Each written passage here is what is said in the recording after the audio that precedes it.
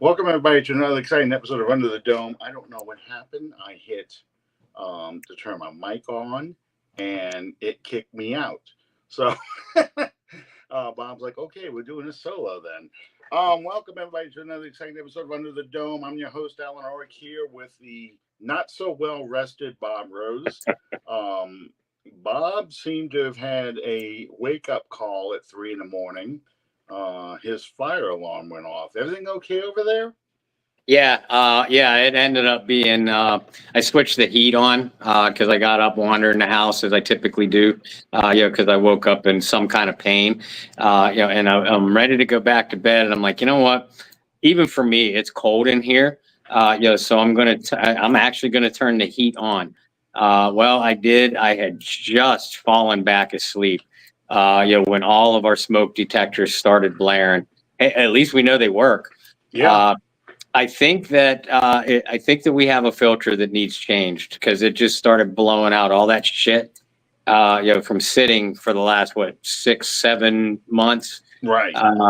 And it triggered all the smoke alarms. But I mean, all the dogs were up. Will didn't wake up. We had to wake him up because I couldn't find what was going on. And I don't know if you've ever smelled that kind of smell. It smells like an electrical fire. Yeah. Which scares the living bejesus out of you. So I turned to Lauren and I said, I said, get dressed and get Will up now. And she goes, well, where is it? What is it? I said, I don't know, but get him up. Like I said, at that point, and obviously it's a school day for him. When we figured out what it probably was, and I even wandered through the whole apartment complex. I said, okay, I think it actually might be our heater. So I shut it off altogether. She sent in a maintenance request, and I told Will, I said, you can go back to bed. I said, you still have 2.5 hours before you got to get up for school. And he's like, no. He goes, can I go on my switch? Whatever. So yeah, we've all been up since then. Oh man. Well, yeah, I had an apartment in college, and I know what an electric heater smells like when the dust starts burning off of it. So. And I had all electric appliances, electric hot water heater, which is the worst.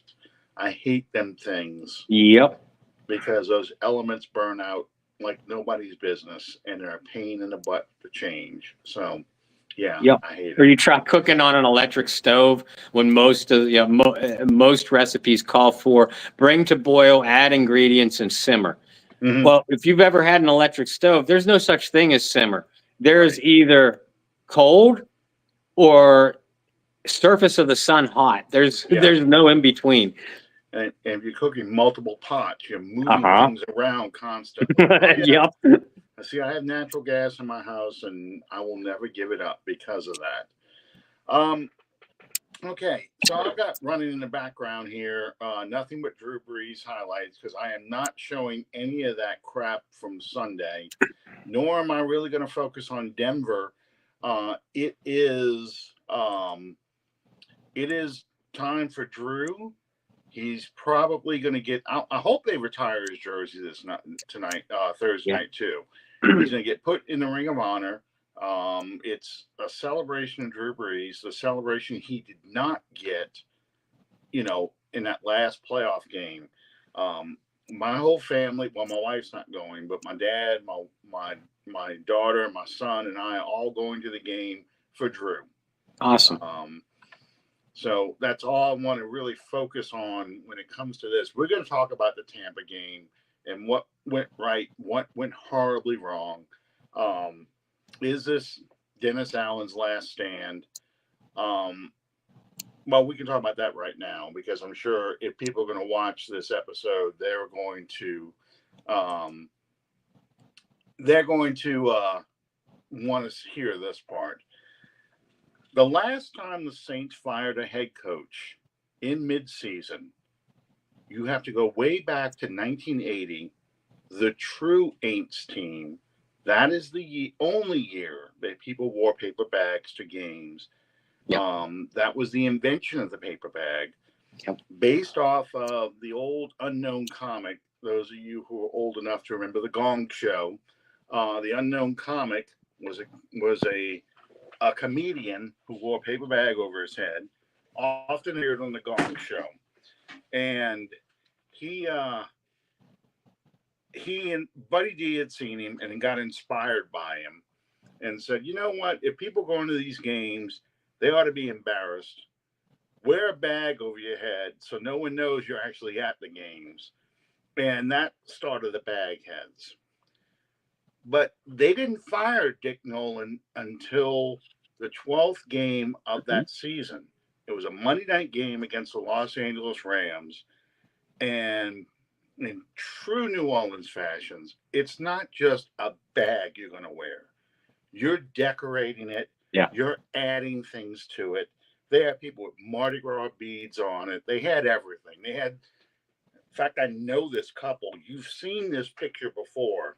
If you just Google it, the lady's got a dunce cap and she's got this sack on, and the other one has a huge bag that says, "I can't believe the whole season," which is a parody of the old 70s commercial about, I think it's antacid, where the guy says, "I can't believe I ate the whole thing." Yep. And that's the parents of a guy that I know as an outside salesman. And he told me this story. And I'm like, I can't believe that's your mom and dad. That picture is all over everything. Anytime you see the 1980 Saints, that picture is there. And it came from that game, the Rams game.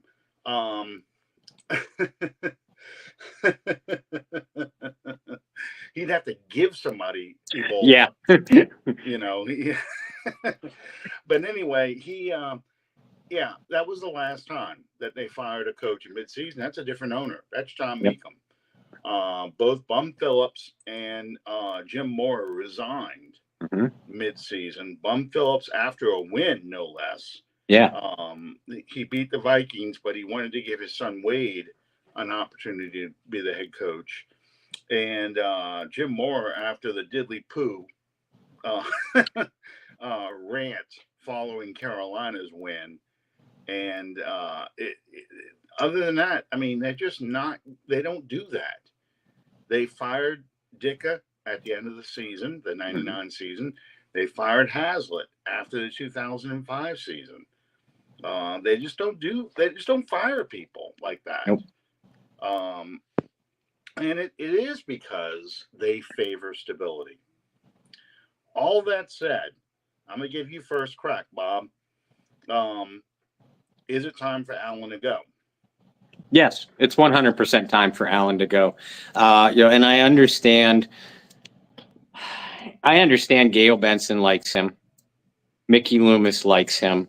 He has been part of some of the greatest things that this franchise has ever accomplished. And that can't be overlooked, nor should it ever be forgotten. But there's a time and a place to reward Dennis Allen for that. He'll be in the Saints Hall of Fame one day. Like it or not, guys, he deserves that spot as a defensive coordinator. He's got a Super Bowl ring. He was exactly. the defensive backs coach in 2009. Yeah, exactly. But I mean, as a head coach, this thing hasn't worked from the start, and you're out of scapegoats. Dennis Allen was allowed to fire the two respected defensive coordinators and Chris Richard and Ryan Nielsen after year one. After year two, the long overdue departure of Pete Carmichael. Pete was ushered out the door. DA has not had total autonomy, but he's had final say-so over the draft, free agent signings. We all know who the main culprit was behind getting Derek Carr in. In other words, this is Dennis Allen's team. The Saints front office and ownership, and rightfully so. When you give the head coach the keys, you ought to be able, you ought to allow him to drive the car and design his franchise how he sees fit. He's had that opportunity, and things just keep getting worse. And I understand the Dennis Allen supporters, the ones that say, "Oh, yeah, there's been injuries on the offense." I'm not talking about the offense. The final straw for me was the way this defense has played. And we don't have enough time to go over all the numbers. But go on to the article that I wrote this morning, on my page, and all the numbers are there. The guy, even the harshest Dennis Allen critics have to admit that the guy has always been a good to very good defensive coach. When that part is now gone, there's literally nothing to stand on here. Undisciplined play, poor game planning on both sides of the ball, inability to adjust, all the abysmal, piss poor defensive numbers. And it's not just this season. This season is when the numbers have really tanked. But how many times have this defense blown a winnable game in the fourth quarter by defensive breakdowns? Good defenses do not do that. I'm hardly ever an advocate for an in-season fire. And like you, I recognize in 58 years, the Saints have done it 3 times, and none of them have been by the Benson family. So I also understand that they don't want to do this. So I recognize, despite my article today and despite my feelings for it to happen now, that it's not going to, that they're going to give him at least until the end of the season. But I'll tell you, you lose in embarrassing fashion at home to a division rival.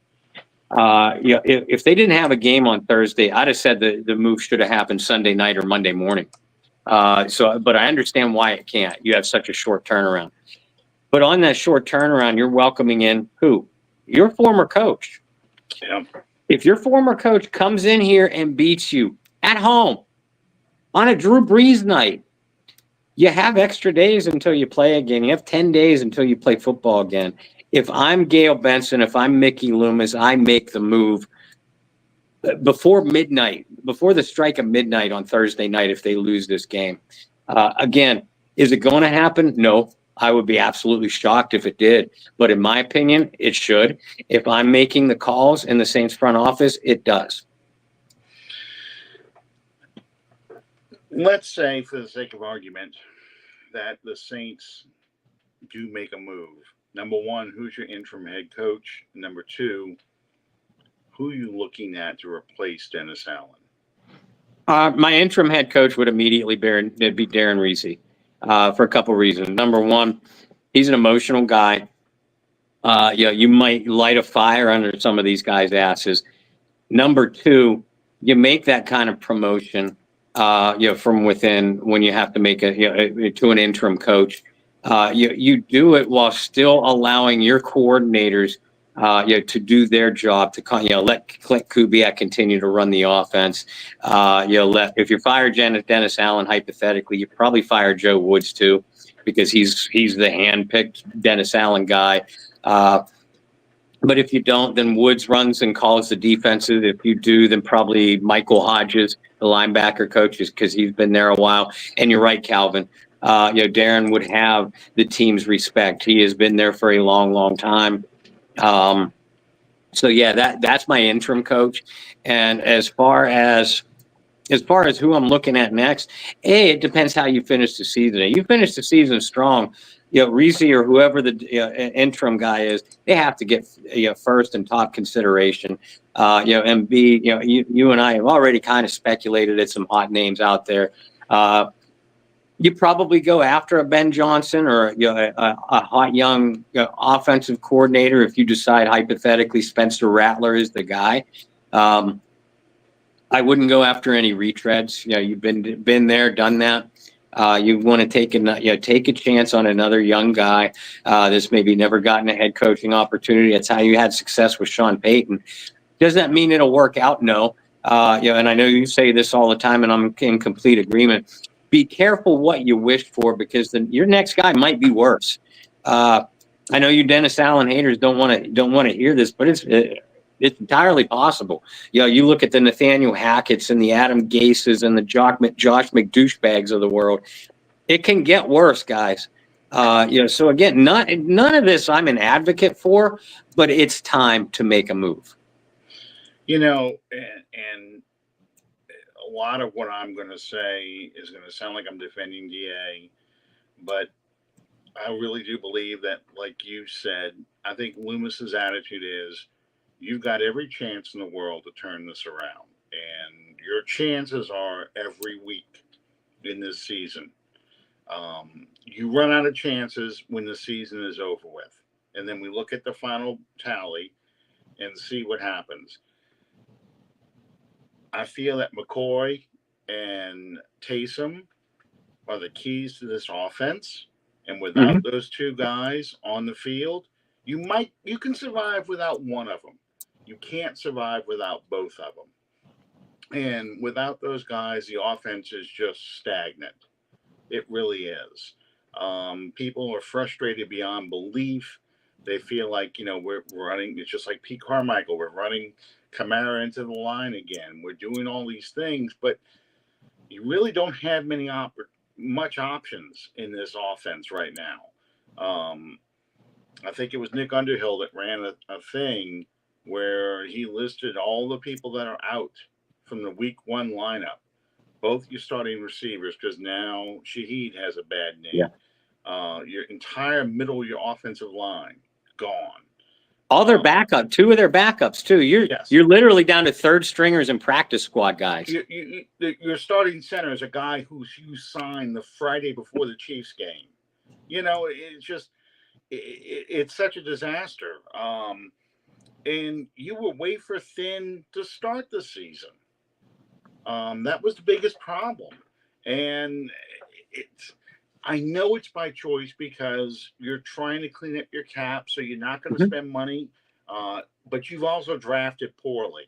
To me, and this is what got me in trouble on Sunday after the Saints game. I said, if you want to fire somebody that you're desperate to fire Jeff Ireland right now. Yep. Because you haven't drafted worth a damn since 2017. You've been living off of that draft class. You and your RAS scores, your relative athletic scores, you're all about guys that are physical freaks. And that's how we drafted Davenport and Turner. And we drafted Foskey. And we drafted, Landon Young. And all these players, you picked Kendre Miller, because you felt like he was a physical specimen. And these guys are always hurt. Yeah, you pulled out a guy like you managed to get a guy like Paulson Adebo, who people hate right now, but he does make plays. He's at least on the field. But seriously, I mean, it's guys you just don't see on the field. All those people I just listed either aren't on the team anymore or never see the field. They're not starters anywhere. Cesar Ruiz, we're waiting for Cesar Ruiz to come back. And he is probably now your weakest link on your offensive line. Believe it or not, Penning graded the best of all the offensive linemen on Sunday. Very quietly, Penning has kind of put things together, and I think a lot of it is because of the coaches that you always brag about, Dennison and I just forgot the other guy's name, but the offensive line coach, not the offensive assistant. But they've kind of turned Penning around, so now we don't need a right tackle anymore. We need guards. So to me, I'm firing Jeff Ireland. It's inexcusable to miss on this many draft picks for this many years in a row. There is not I don't think there's a single person from the 2018 draft class on this team right now. I think you're right. I think Traquan was the last man standing, from that one. And we all know how I feel about him. And listen, if these people get their way, and if I'm right, and it is time for Dennis Allen to go, whether it be Friday morning or at the end of the season, he ain't the only head that should be rolling. There's a lot of people at fault for this on the field and in the front office. Jeff Ireland is certainly one of them. And, ladies and gentlemen, stop with the Mickey Loomis needs to be fired. That is never going to happen, ever. No. Ever. But Mickey, I hope someday soon, Mickey realizes, okay, I have to cede some control, maybe not all, but some control to another football guy. Every time I see something Atlanta Falcons related in a positive way, I just get sick to my stomach because I know that Terry Fontenot is over there. And I know what an asset Terry Fontenot was for this team while he was here. And I know what a wonderful replacement he would be for a Mickey Loomis if Mickey were to retire or something like that. But yeah, I mean, Dennis Allen is not the only head that's going to roll, and Dennis Allen is not the only head that should roll here. And that's kind of where I want to go at with the Dennis Allen thing, because you can't just replace the head coach and think, okay, things are going to go along swimmingly. He'll get his own staff, and then that's exactly. all it takes. You've got to be able to draft better. Oh, look, a Nick Toon catch. Where'd that come from? That's Kenny Stills. 84 was Stills. No, that was Toon at that point, because Stills is already gone. I think that was from 2014. But yeah, that was the one Nick Toon touchdown. Toon was 88, remember? Oh, God. That's true. That is true. Okay, yeah, he was 88. I don't have many moments, but I have some. I forgot about – oh, God. I just saw the 49ers shit from that playoff game. This is all Drew Brees touchdowns and highlights. The 400 touchdown – 400th it's a C.J. Spiller touchdown, a rarity there too. His 400th touchdown. But, yeah, I mean, to me – I think they brought Randy Mueller back in part to kind of push Ireland out. Really? Maybe for Loomis to slide up to a new title like President of Football Operations or something like that, where he delegates more of the GM stuff to a guy like Randy Mueller. We're going to talk about Spencer Rattler in a few minutes, but I said it on the Bayou Blitz draft show. Spencer Rattler is clearly a Randy Mueller pick. And Clint Kubiak. Clint Kubiak too. Yeah, and Clint Kubiak. But I think it's a Randy Mueller type of pick. Remember, Randy Mueller picked up in the 2000 draft. He ended up being a star quarterback for the Rams. He was beat up and injured here, but Mark, Bulger, yeah. Mark Bulger, thank you. I could picture him. I knew him. I just couldn't think of his last name. But, Mark Bulger was a late round pick, and he ended up being a starting Pro Bowl QB for the Rams. So he has an eye for QBs. He has an eye for talent.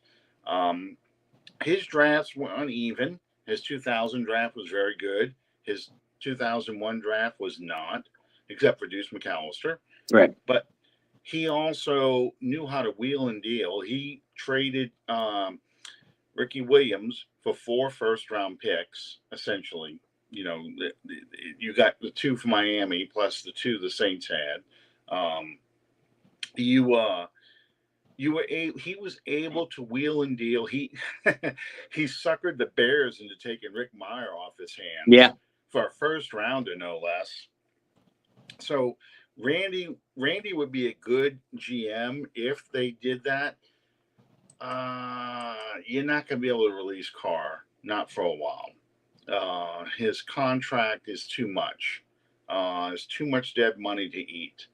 You're talking about cleaning the cap too, so you're going to be looking at least another season, maybe 2026, before you can move on from Carr. But yeah, Anna, I'm gonna be wearing my Drew Brees jersey too. I actually had to go buy a new one because all the Drew Brees jerseys I have are white because 2 of them are Super Bowl jerseys. I have a Pro Bowl Drew Brees jersey too. But I don't have I didn't have a black one. It's a blackout for that night. Yeah, you're not gonna fire Mickey. Sorry. It's just not gonna happen. Let's talk about Spencer Rattler now. Well, I didn't say much about DA. I can only say this. to finish my thought. I said this to Bob off the air, and it's something you've got to be prepared for. But it is entirely possible that once people get healthy enough, that the Saints do win more games, and at the end of the season, Mickey says, well, we went through all these challenges, and I'm impressed with the way Dennis was able to hold this team together and right the ship, and that he is going to give Dennis one more year because, once again, it's going to be a dead cap year. They're not going to spend a lot of money. They've got a full draft slate as of now. Mm-hmm. They want to see the greatest Drew Brees play ever, the spin. But be psychologically prepared for something like that happening. And I know people don't want to hear that, but that's very realistic. Well, they did it to create salary cap space. Yeah. That's how they did it.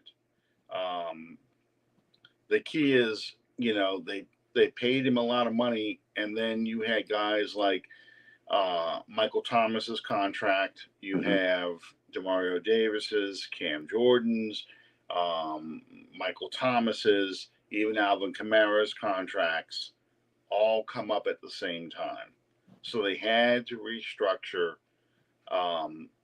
Carr's contract to give him an extra year, because otherwise you could have got out from under it after 2025.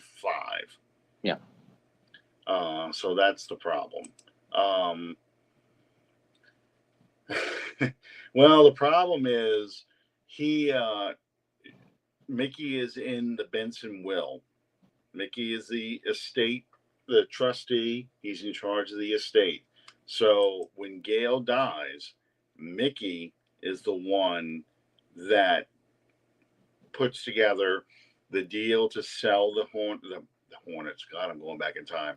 The Pelicans and the Saints and the assets of the Benson family, because what Gail wants to do is take all that money that she gets, or her estate gets, for selling those two franchises and the other assets, and gives it to charity, the bulk of it to charity. So yeah, it's no, the front office doesn't listen to us. The front office is going to do what they want to do. But you can't help but feel that the pressure is really on Allen, especially Thursday night. I honestly think the Saints are somehow going to pull out a win Thursday night. I know it's ridiculous. I know talent-wise, they're just not a good team. Well, neither is Denver. The Denver Broncos are not a good team, Alan. No, I know. But I just feel like if Cam Jordan has it in him to sack quarterbacks again, he is going to go out of his way to sack Knicks. Yep. If Alvin Kamara can break a big run, he's going to do it. There's very few people left who played under Payton. It's been 3 years. There's very few people left on the team that played for Payton, but they want to show him up. Yeah. This is the most important game of the season for a lot of those old vets. Demario Davis is another one. Just so many of those guys. They want to prove to, and Dennis Allen does too, wants to prove that they are the better team, that Sean should have stayed and not leave. Whether that's going to happen, I don't know. I mean, the wheels came off pretty quickly in the Tampa game. So when it came to Spencer Rattler, what did you think watching that game? I tell you, I'm not going to anoint him as the automatic next starter or the savior like some people were. by halftime. But I saw a lot of good things in the first half, a lot of things to build on. He was still leaving a lot of plays on the field, even in that first half. But you expect that from a rookie making his first start. Uh, in the second half, and you and I kind of talked about, went back and forth before we went on the air. When we felt the turning point of the game was, and both of us were around the same time. But a couple of the second Saints drive of the third quarter, when Rattler took back-to-back sacks, and one of them was easily avoidable. The other one, a seasoned vet would have seen that pressure coming and get rid of it. Remember, that possession started at midfield. Mhm. So you get a first down, you're in field goal range, or close to field goal range. You take back-to-back sacks, and all of a sudden you're not only taking potential points off the board, you don't even have the field position advantage to flip anymore. Again, that's the kind of thing that a rookie quarterback does in their first start. But I saw a lot of things to build on. And we just got done talking about the offensive line, being third stringers, practice squad guys, and gas station attendants. He lost Olave on the third play of the game. Something that wasn't called. Right. Kamara. Kamara was obviously going to be the focus of the Buccaneers defense, and he was, and they shut him down. So Rattler really didn't have many weapons to go to, but he's a gamer. And that's something that me and Brendan talked about the night he was drafted was, the one thing that you have to love about Spencer Rattler is he's a gamer. He's a competitor. And you got to love that arm. Those three things, gamer, competitor, and that, the arm, the physical tools, that gives you some things to build on. He didn't seem to get overly flustered, until the fourth quarter when things really started to unravel. Like I said, I saw some things that intrigued me, and I think some things that you can build on. The true test is going to be this Thursday. It's not only an emotional game for all of his teammates, not him, because he had nothing to do with Sean Payton, but you're in that building, you're in that facility, you feel it, that that emotion permeates through everybody, and you're on a short week. How is a rookie going to respond that way? When the job is yours, but you have a quick turnaround and your team just got their asses handed to them twice. How's he going to respond to that? And we know he's going to be without his top two receivers, continued McDonald's employees on the offensive line, and now you're looking at the prospect of having to win the game with those set of offensive people, with a defense that can't stop anybody. I'm very intrigued to see how Spencer Rattler is going to respond to all those things this Thursday night. Yeah, I thought wheels came off for him in the second half. Once the Buccaneers figured out, you know what? He's going to run those bootlegs. That's all he's going to do. If he tries a straight drop back, he holds the ball too long. So let's just send guys in after him. We'll bracket Shaheed. I'm not worried about Bub Means. I'm not worried about Cedric Wilson. He'll probably drop the pass anyway. The tight ends might catch some passes, but we'll just tighten up in the red zone, and we should be able to control those guys. And that's exactly what happened. They started sending guys in after Rattler, and Rattler had no response for that. They totally shut him down. And it's what you do to a rookie. Unless you're the Saints and you let him become Joe Montana. But, it's what you do to rookies. You go after them. You make them beat you with their brains, and with whatever it is that they like to do. You make them do things they don't like to do, and that's what they made Rattler do. So, I liked that he was a gamer. I liked that second quarter a lot, because I was impressed. And this is, again, there's only been like six rookies that ever started for the Saints anyway. But I was impressed that he was able to make a couple of his second and third reads and make those passes. He saw Yeah. those guys Yeah. and hit them. Most of the time, rookies get locked into whatever the play is calling for, and they try and force the ball, which I thought he did in the second half. Mm-hmm. He didn't feel comfortable back there, and then he got happy feet, and then he started looking and focusing on one guy to throw the ball to. The interception of Shaheed, that was all arm. He didn't step into that throw at all. And it was a little underthrown. Great play by the defensive back, but it was a little underthrown, and that was the difference. He was trying to get the home run ball. Yep. I got people fault me on this too, but I said he turned back into what you saw in college. Yeah.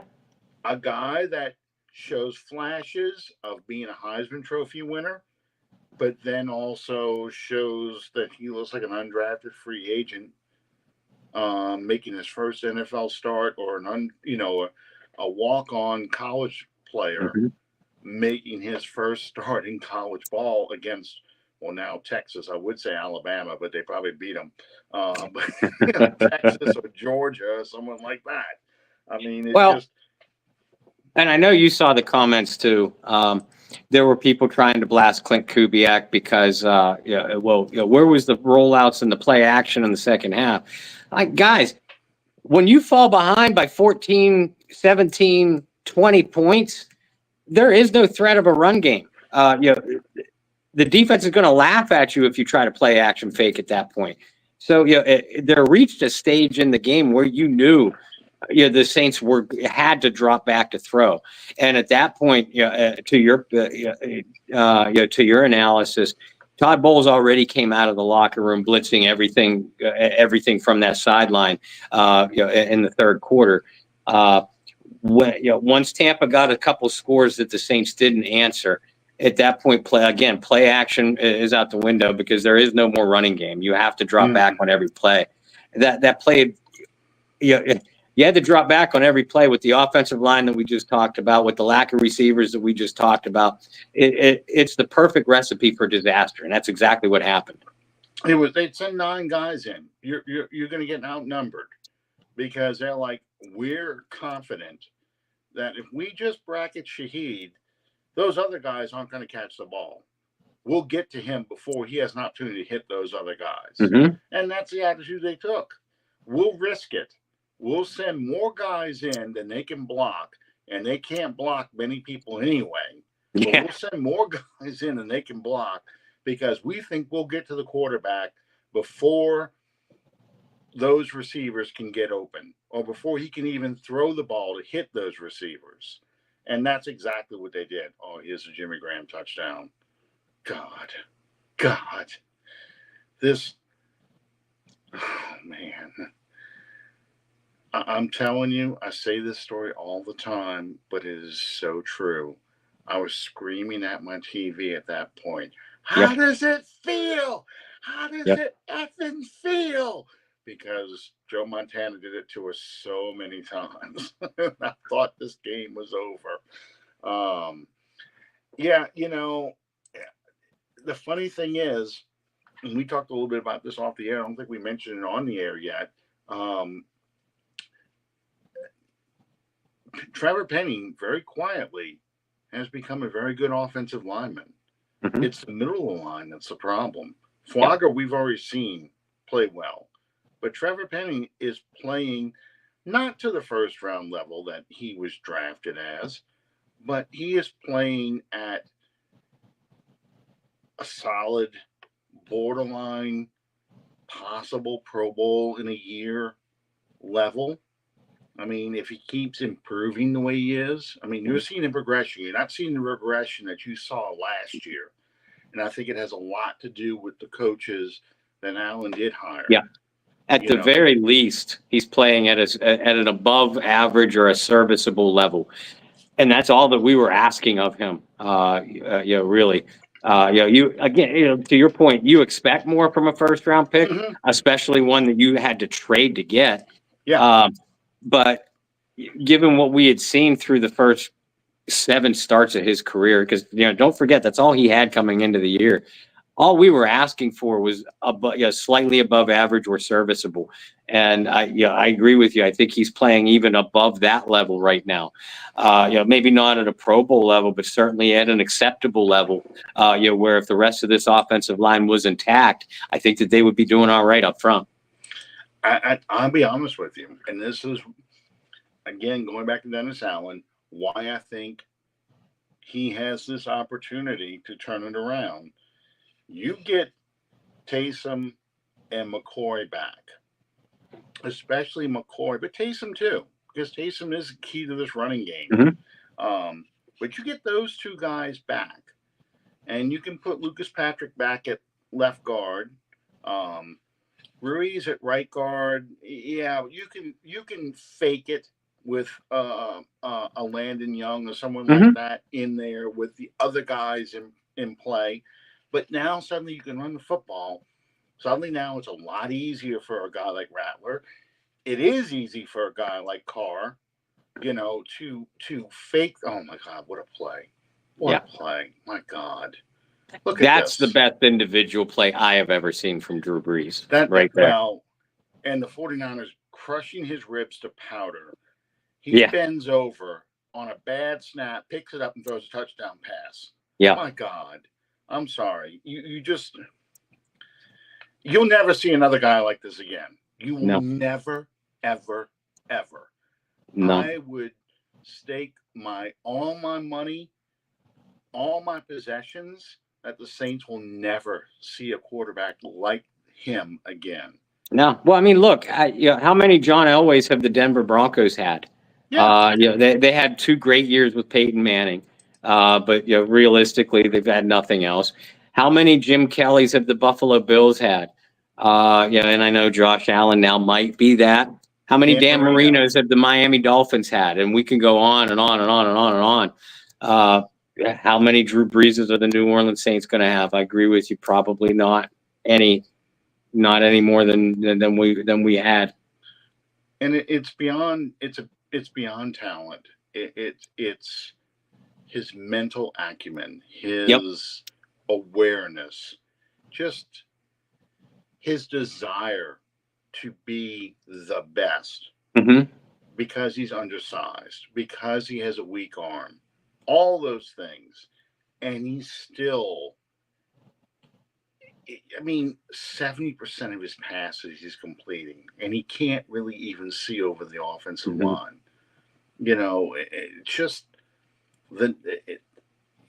It's incredible. It really is. And I'm only talking about this is because, Calvin says if the Saints get a top 5 pick, he's drafting a quarterback. I don't even know what quarterbacks are out there.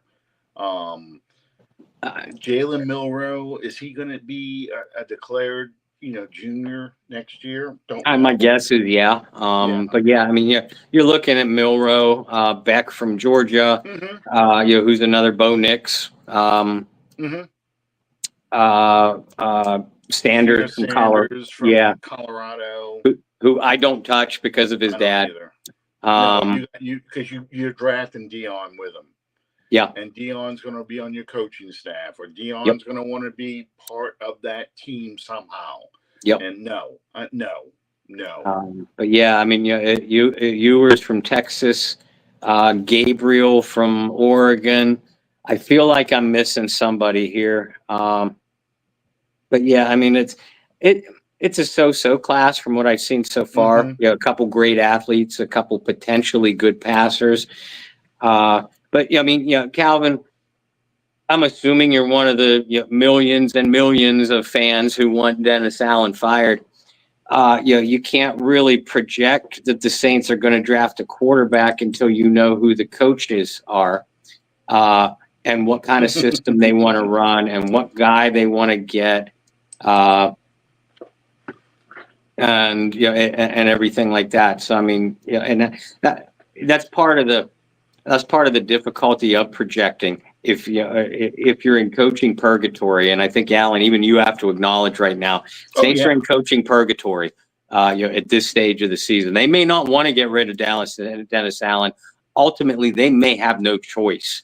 And that's where I was going to go with this, is because if you if you're going to draft a quarterback, or you're going to make Spencer Rattler your guy, you want to move on from Carr or whatever, which most coaches want their guy as their quarterback. If you're going to make those kind of moves, who is going to be your head coach? And that's the key, because I'm going to name 4 guys that, and I'm not going to throw Mike Vrabel in this list. These are 4 guys that I have in my top 4 hot coaching candidates, and I'll tell you why. Bill Belichick's going to be number 1. I mean, he's got all the hardware. A team that is desperate for credibility with the fans will hire Bill Belichick because he brings that credibility with him. Okay. And if you're a team who is defensive minded anyway, which unfortunately the Saints are, but if you're a defensive oriented team like the Jets, like the Giants, like the Cowboys, like the Saints, a guy like Bill Belichick makes sense. Now, I don't want Belichick, because that also means you get Josh McMorron, you get Matt Patricia, you get those people coming into your building, and I don't want those guys, any of those guys, anywhere near the Saints. No. I saw what those clowns did without Tom Brady. I don't need that stuff, but I enjoy listening to Bill Belichick talk to the Mannings during the Manning podcast on Monday Night Football. Yeah. That man, I could sit and listen to Bill Belichick talk about football for days, because the man has been involved or around football for 70 years.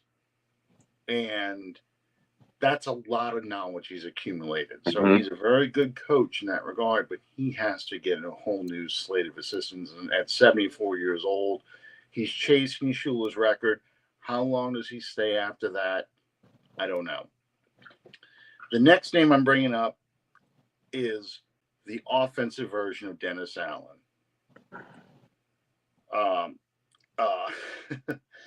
Cliff Kingsbury. I knew I was going to say Kling. Cliff Kingsbury. Look what he's doing in Washington with Jaden Daniels. Look at that offense in Washington and how many points and how productive they are. That it's impressive what he's doing. Does that make him a good head coach? He was a disaster except for 1 year in Arizona. But he's making his mark as an offensive coordinator. If the Saints were to say, listen, we had our best success taking a offensive coordinator and building an offense, an air raid style offense, we've got the weapons. You've got Shaheed, you've got Olave, you've got a quarterback in either Rattler or Carr who likes to throw the ball. We can build a team. We already know how to do this. Build a team with maybe a pass catching tight end. We'll add another receiver, give you your air raid offense, and you can really open it up around here. And and you're playing the NFC South, where it's going to be a lot of shootouts. That's something they could do. So Cliff Kingsbury is a possibility. All right, so the next name on the list is the one that everyone's got listed, Ben Johnson from Detroit. I'm so on Ben Johnson. I don't know how much of it is Ben Johnson, how much of it is just having a lot of talent. Fair. That's very fair. Yeah. And then the final one, and I hate saying it this way, but you have to interview the Rooney Rule. You have to interview a black candidate. Is going to be the defensive coordinator for the Minnesota Vikings, who are really carrying this team, because it's not just Sam Darnold coming back from the dead. It's that defense. So again, you want to go for a young defensive guy who draws a lot of attention. You can't go any further than the Vikings defensive coordinator, who was a former Miami head coach, And people think that he lost a power play with the ownership, not that he got fired because of being a bad coach. I mean, do you feel like those four are probably the four hot candidates right now? Yeah, no doubt about it. And I saw, people asking about Mike Tomlin. I can't see Tomlin getting fired in Pittsburgh unless they go winless from here on out. And Tomlin's too good a coach for that to happen. If Miami is stupid enough to fire, what's his name? I forget his name off the top of my McDaniel. head. Yeah. I mean, Napoleon Dynamite. Yeah, but I would go running at his door. Yeah. But yeah, based off of coordinators and the head coaches who are not employed right now, I would say that's a pretty fair list. I know a ton of people say, oh, fire Dennis Allen and get Clint Kubiak in there after the year.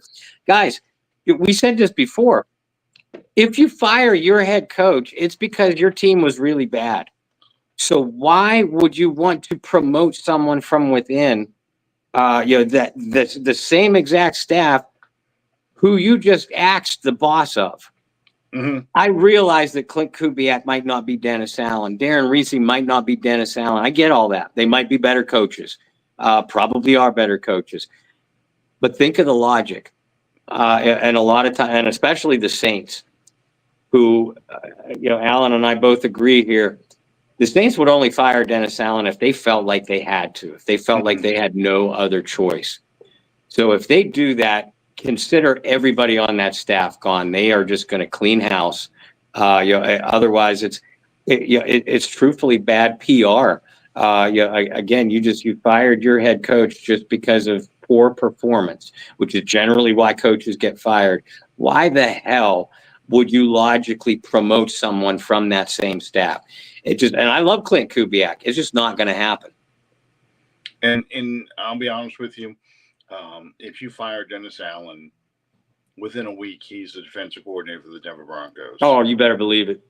Vance Joseph gets kicked to the curb, and it's going to be Dennis Allen, and a lot of those defensive coaches are going to go with him over to Denver. And Kubiak probably goes back to San Francisco. Mm-hmm. That kind of stuff. It's not good. Maybe they could interview Kubiak. I'm sure they probably will. Yeah. But I think part of what people were aggravated with to begin with was they felt like the Saints didn't go outside the box. They went to the comfortable guy. And that's why they didn't hire a Doug Peterson, thank God. Yeah, right. Or Eric Bieniemy, thank God. I mean, Eric Bieniemy, to quote Denny Green, he is who I thought he was. Look at UCLA's offense is horrible, So he's a guy that, and who's the offensive coordinator for the Kansas City Chiefs right now? Matt Nagy. We already saw what kind of head coach he was at the Chicago Bears. Mm-hmm. It's you've got a quarterback who makes that offense go. Mm-hmm. And here we are sitting about talking about assistants and potential guy. Another guy just popped into my head, and I can't believe both of us overlooked him. Is Aaron Glenn? Yeah. His defenses in Detroit haven't been great, but they've made plays, and we know Glenn can coach. But again, that's from a Dennis Allen coaching tree, more of a Sean Payton coaching tree, but he was still on Dennis Allen's defensive staff. So do you really want to visit that? I think Aaron Glenn is a fantastic coach. And he'd probably get an interview, satisfying other regulations, with other hiring regulations. But I don't think a guy like Aaron Glenn would realistically get it in the end. Well, and it's kind of frustrating because they interviewed Ritzy before they hired Allen. Mm-hmm. They interviewed Glenn. They interviewed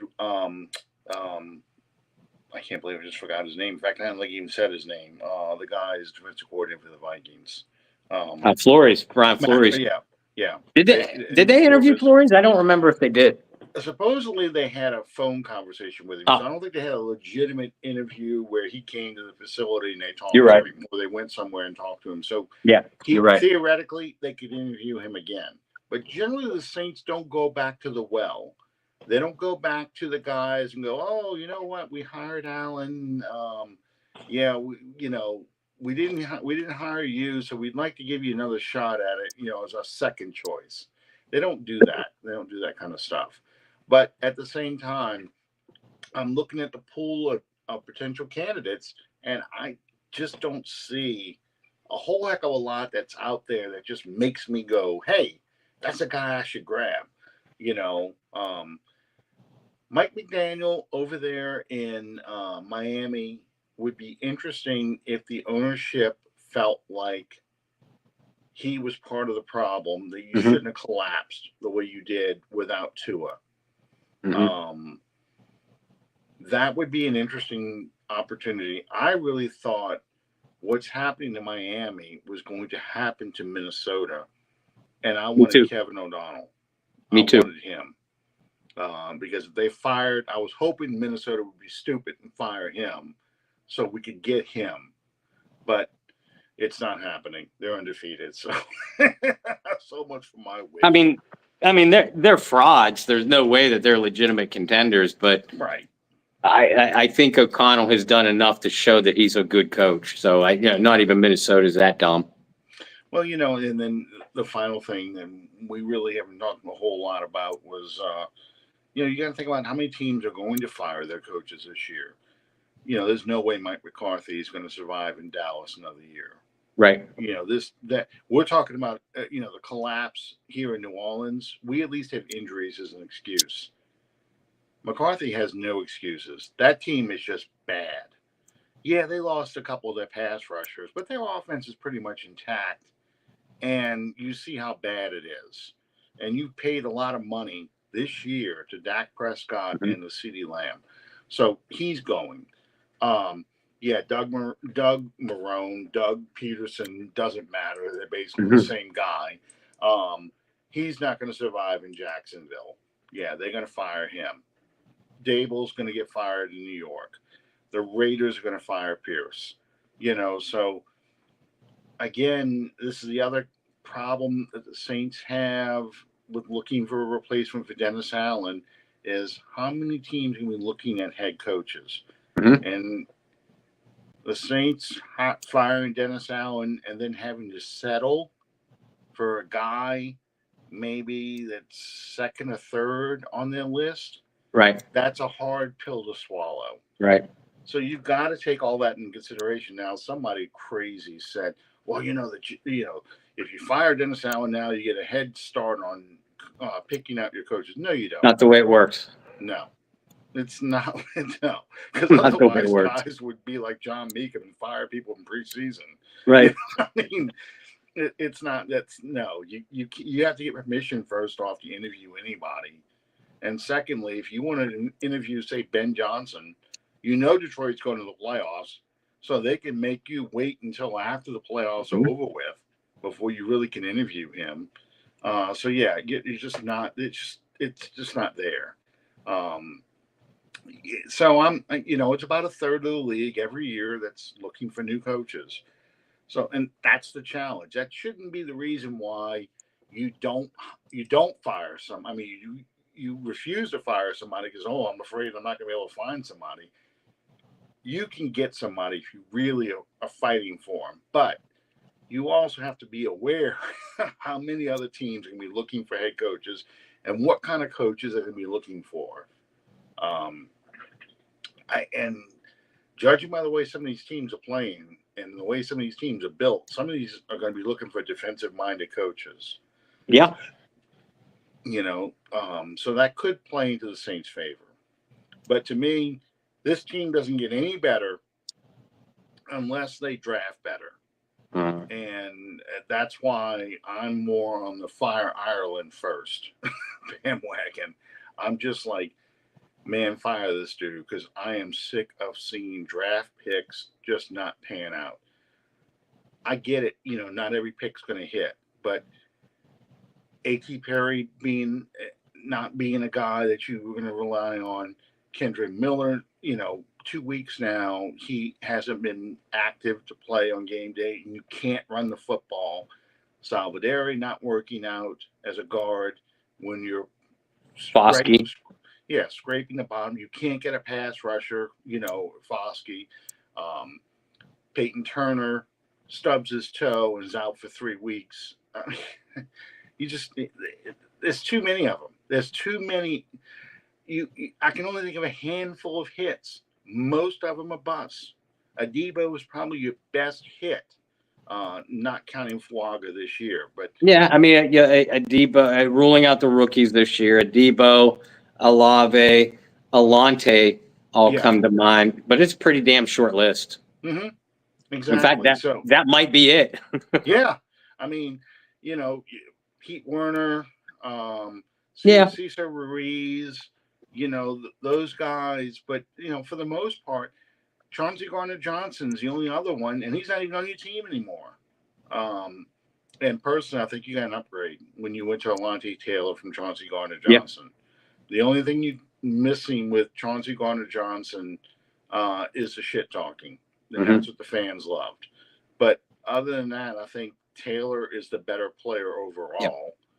Yep. But that's not enough. And Olave, of course, Olave has proven that's a first-round pick, but you traded 5 picks to get Olave and Penning. Those 3 other picks sure as hell would have helped out this team a lot right now. So, I mean, it's that kind of stuff that grates my nerves. Mm-hmm. So, Denver tomorrow, Thursday night. I'm going to be there. Where's John Butler? I got to tell him that. I'm going to be there. What is your feeling about this game? Is it 5 in a row now? Yeah, I think it is. And this has nothing to do with how talented the Denver Broncos are, because, guys, the Denver Broncos are not a good football team. They put up some impressive defensive statistics. Patrick Surtain might be the best cornerback in the NFL, and he might not play. He got a concussion on Sunday. So I'm going to be watching that pretty closely. He hasn't practiced in 2 days. Yeah. But I'll put it this way. I went to bed Sunday night firmly believing, and this was my last conscious thought. I'm like, Bo Nix is going to have effing 100 yards rushing against Dennis Allen's defense. Just from scrambles, against the pass rush. That's how I feel about Dennis Allen's defense. And if there's one thing that we know about Sean Payton, it's that he knows how to attack someone that he knows. And he don't know he don't know people much better than what he knows Dennis Allen. I think that he is just going to take the Saints defense apart, even though, like I said, Denver doesn't have a lot of weapons, but he's going to make, Sean, and Bo Nix, they're going to make do with what they have. The Denver defense, without Surtain, I would say, okay, you might be able to put a game plan to put some points on the board. Who's going to get into the end zone, though? Because, I mean, they're going to crowd Kamara. Bub Mean's going to make plays, and I'm rooting for the kid. I had an opportunity to interview Bub twice now. He's a really excited young guy, really impressive young man. So I'm rooting for him. But the fact is, I mean, he's a rookie that has done very little up to this point. Same with Mason Tipton. Cedric Wilson. I don't know where the Dallas Cowboys Cedric Wilson was, but this ain't it. So I don't know how the Saints are going to generate any offense. So, I mean, I say all those things. You watch it be a 41-38 game or something like that. But, I mean, I can't see the New Orleans Saints with their coaches and their makeup right now, and their shattered confidence. I don't see them having the backbone to stand up to their former coach and coming out with a win. And again, it has nothing to do with how talented the Broncos are, because they're not. The Saints are in a rut right now. They can't tackle a leaf blowing in the wind. And offensively, like we said, who's left to make plays? I can't figure it out. Well, so my good, bad, and ugly, I quoted John McKay. We didn't block very well. We've made up for it by not tackling, because that pretty much summed up the Tampa game. They didn't block well, and they tackled even worse. And I said from the outset, I thought the Saints are going to be emotionally into this game more so than they were a regular Thursday night game. Because I think they're going to want to make up for the fact that they got embarrassed by Tampa. I think so too. Yeah, but on offense, I don't know where it's going to come from either. It's going to be all the tight ends, and Joseph is going to do the same thing that Bowles did. They're going to blitz the shit out of the rookie quarterback, and they're going to know they're going to bootleg a lot to get him away from the pressure. I can't believe I'm saying this again, but yeah, you've got to get somebody on this field who hasn't played yet to spark something. And Taysom has been practicing. Taysom's been practicing about 2 weeks, but I don't think he's playing. And that's a huge hole. So, yeah, it's going to take Kendre Miller to maybe play in this game just to put a new face out there, fresh legs out there, so Kamara's not running into the middle of this line over and over and over again. I mean, they have Mims out there for a little while. Tipton's going to be returning kicks because there's no way that Shaheed's going to play Thursday. I'm the same with you. I don't know where the offense is going to come from, because you're limited automatically with a rookie quarterback, and you're going to be without your passing weapons. And there's no way Olave is going to get clear concussion protocol. I think both he and Samuel are going to be out. Both of them are going to be out with concussions. And the Saints are going to just look at it as, we got to use this mini bye to get healthy. And that's when we're going to start putting everybody back out there. And that's when Olave will come back. That's when Taysom will come back. That kind of stuff. That's all they can do. I think they had Jamal Williams out there just because he could catch the ball and not fumble it. That's it's like when you put Jarvis Bird back there to return punts. All he did was fair catch it, but they knew he wasn't going to drop it. And that's the key. I mean, and that is where injuries come into play, because they simply aren't talented enough to overcome this level of injuries. 17 players on the injured report, 32% of the roster, every position, except for. And that's not counting the guys on injured reserve, the Eric McCoys, the Shane Lemieux, the Will Harrises. It's bad. Yeah, I counted 14 out of 22 starters have missed at least one game in 6 weeks, really 4 weeks, because it started with week 3. Yeah. Week 2 was the last game that we were relatively healthy. It started with McCoy in week 3. I think Taysom got injured maybe at the end of week 2. I don't remember. But it started with week 3 because Taysom didn't play the Eagles game, and he came back to play the Falcons game. Was only there for the first half of the Falcons game. I mean, so that's why part of me keeps saying they may not fire Dennis Allen only because of the injuries, the level of injuries, the amount of injuries.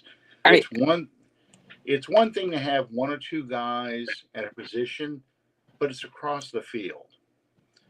And we can talk about this another night, but, why are these injuries happening?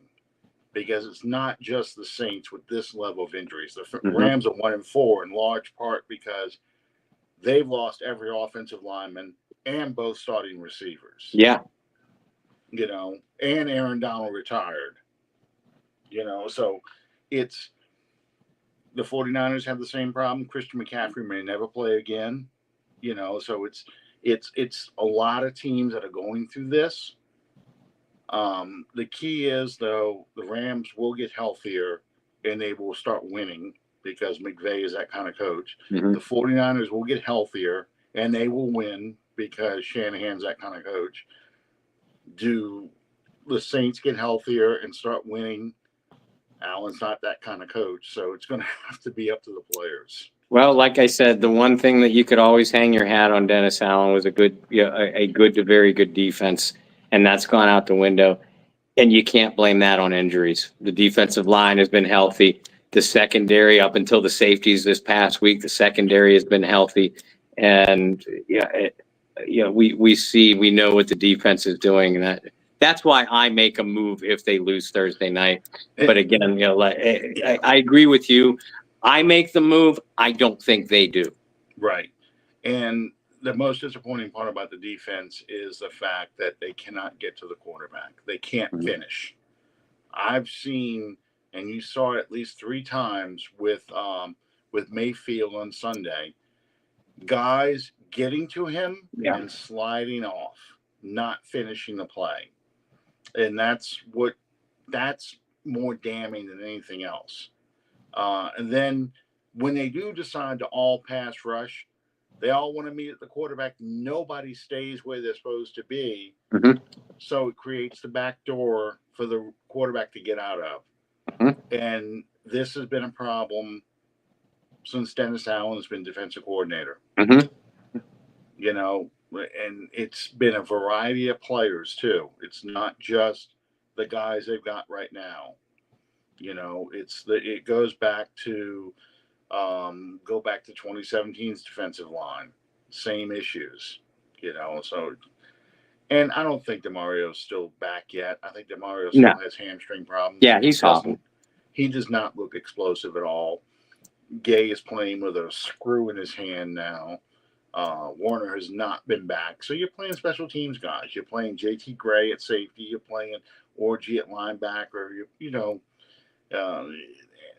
There's only so many guys you can go to. But we'll talk more about that next week because I really want to talk about the injury problem, what we think could be the cause behind a lot of these injuries. Real quick, is there going to be a Bayou Blitz this week or no? Yeah, you guys are going to have to put up with us back-to-back nights because we're going to go with our regular show tomorrow evening.